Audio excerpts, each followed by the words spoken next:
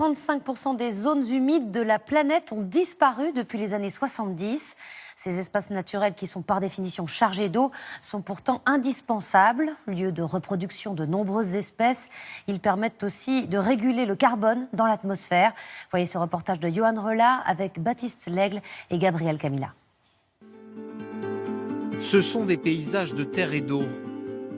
Les étangs de la Brenne, les prés salés de la baie de Somme ou les vastes étendues de Camargue.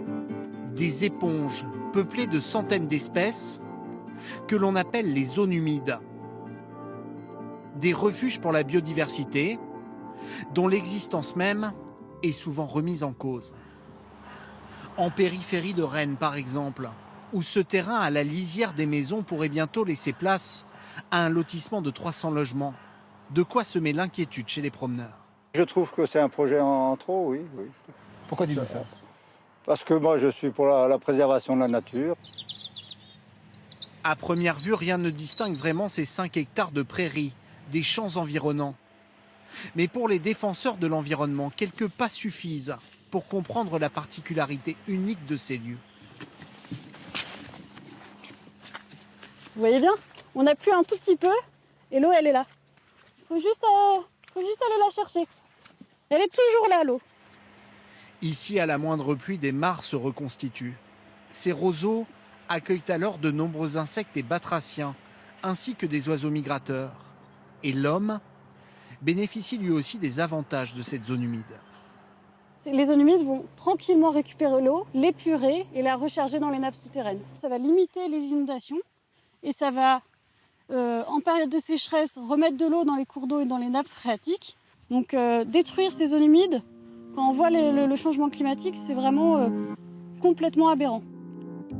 Aujourd'hui, ce projet immobilier n'est plus assuré de voir le jour, car les pouvoirs publics prennent partout conscience de l'enjeu que représentent ces zones humides naturelles. Avec l'étalement urbain et les activités humaines, elles ont perdu les 4/5 de leur surface sur notre territoire.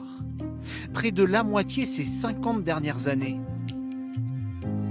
Des zones comme cette tourbière située sur les hauteurs du Doubs, une surface recouverte de mousse et de bruyère, ou une drôle de terre noire faite de matière végétale fossilisée, affleure à de nombreux endroits.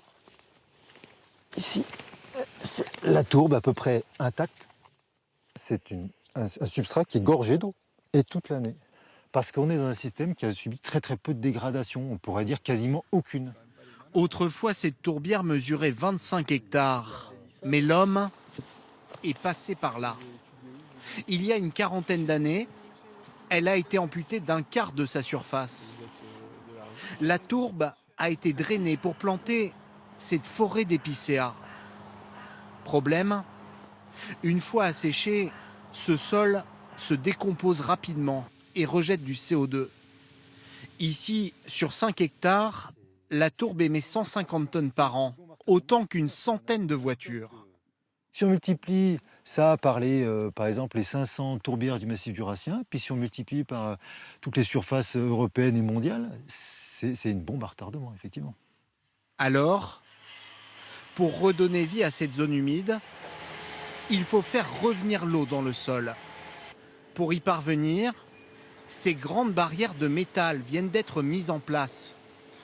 Et tout autour, la moitié de cette ancienne forêt municipale a été abattue. Un chantier que la maire de la commune a mis du temps à accepter. C'était pas judicieux, donc on enlève ce qui a été fait et on redonne à la tourbière son paysage d'avant. Réhabiliter des zones humides, des opérations souvent longues et coûteuses. Pour cette tourbière, plus de 150 000 € ont été investis. Elle pourrait mettre plus de 10 ans à retrouver son fonctionnement d'origine.